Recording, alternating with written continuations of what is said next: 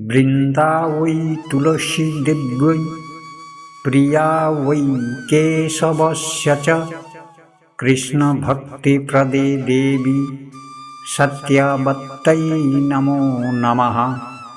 ভগবান শ্রী কেশবের অতি প্রিয় বৃন্দা শ্রীমতী তুলসী দেবীর উদ্দেশ্যে আমার পুনঃ পুনঃ প্রণতি নিবেদন করি।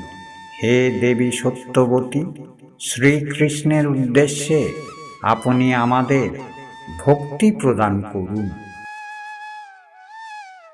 ॐ तुलस्यमृतजन्मासि सदा त्वं केशवप्रिया केशवार्थे चिनुमि त्वां वरदा भव शोभने।